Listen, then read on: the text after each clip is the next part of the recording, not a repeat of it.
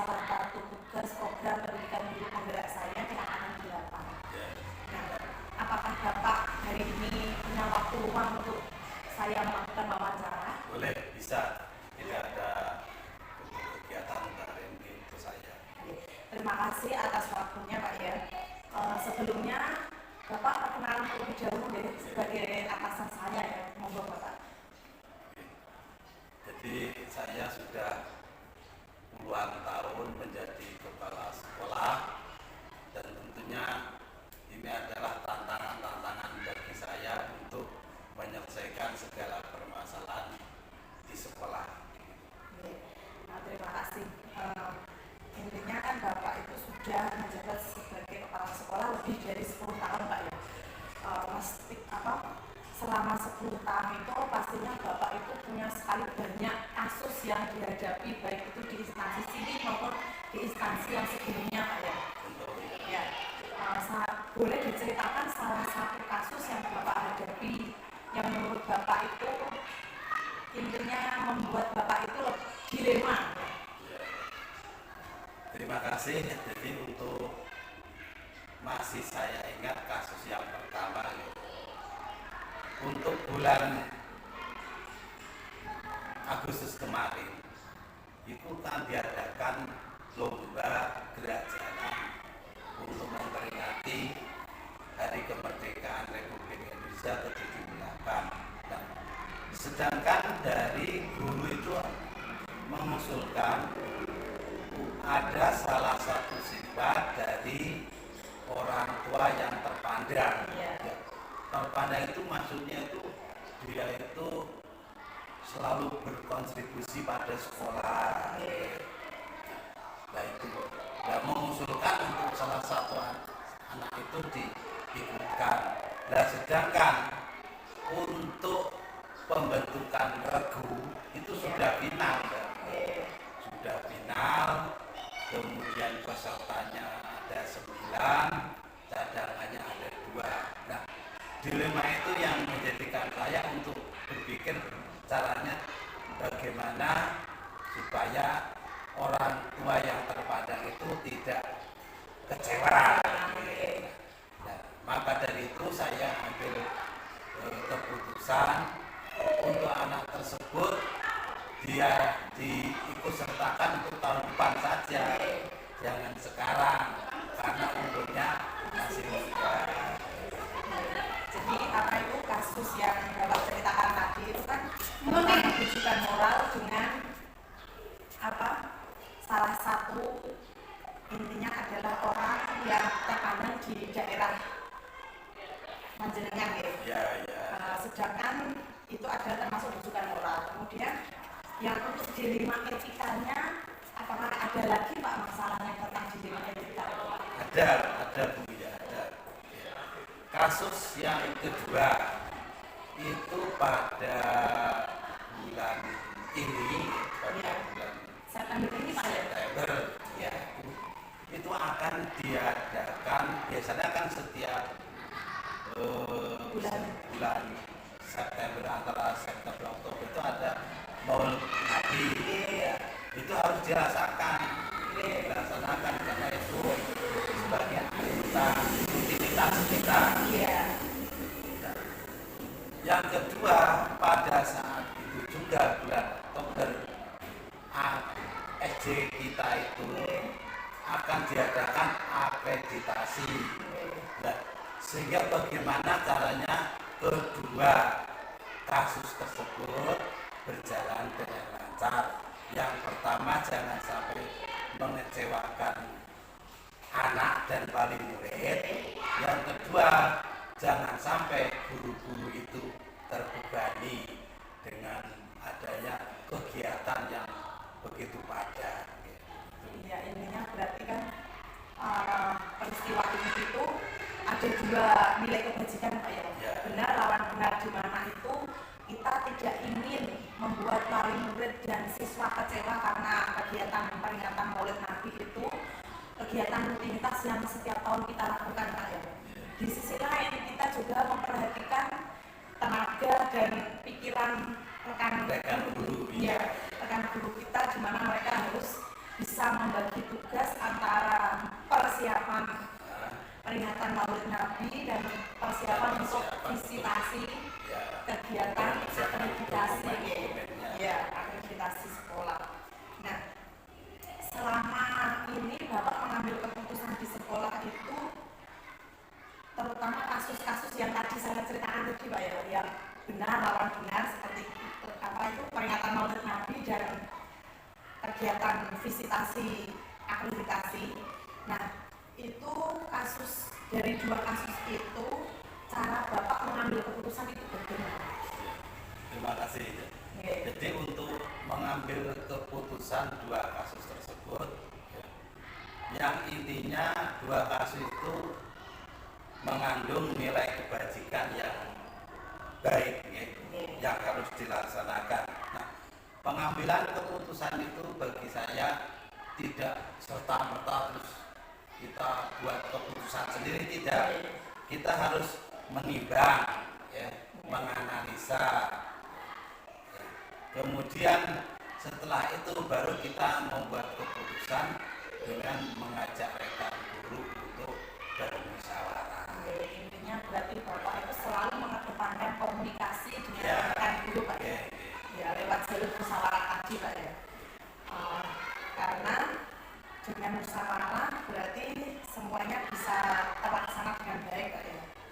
Kemudian setelah kita mengedepankan komunikasi lewat musyawarah itu, adakah prosedur-prosedur atau langkah-langkah yang biasa Bapak lakukan untuk pengambilan keputusan yang berbasis nilai kebajikan seperti ini Pak? Ya, tentunya untuk pengambilan keputusan itu ada prosedurnya.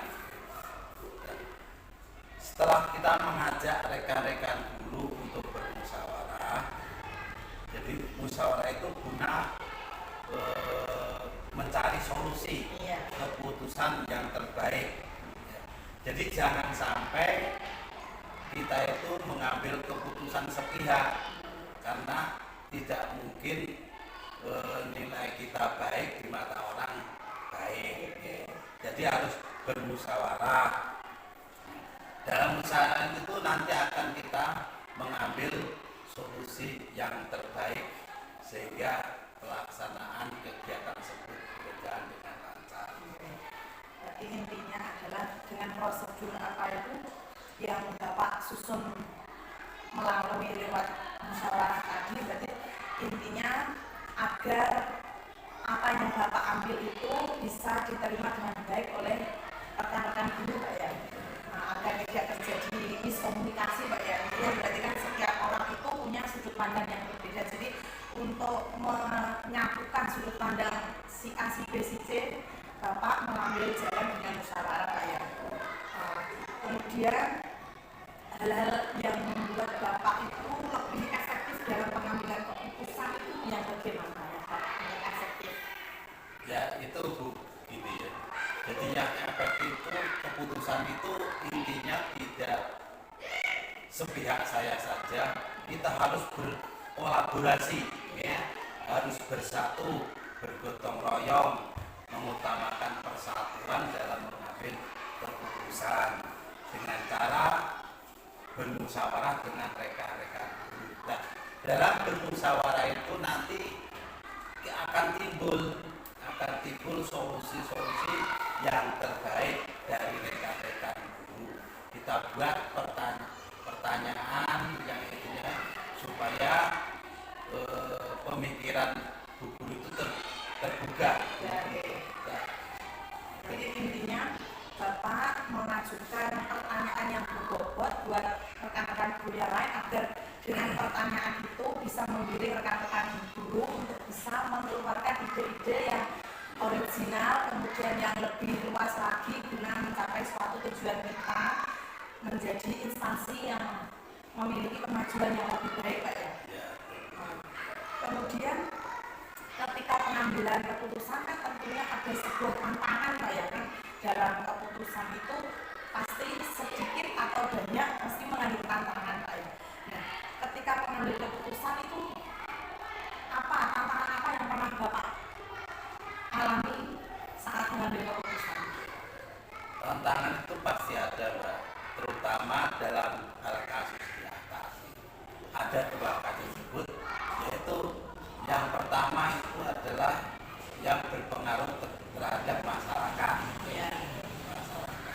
Saya tidak ingin mengecewakan masyarakat, dan sehingga persiapan itu harus dilaksanakan dengan teliti, dengan sungguh-sungguh, sehingga nanti dalam pelaksanaan itu wali murid atau masyarakat itu istilahnya itu sangat bangga, sangat bangga dengan kegiatan tersebut. Yang kedua itu dilemanya itu tentang rekan-rekan guru yang begitu padat kegiatannya sehingga mengakibatkan ekstra pemikiran, ekstra tenaga untuk melaksanakan hal tersebut.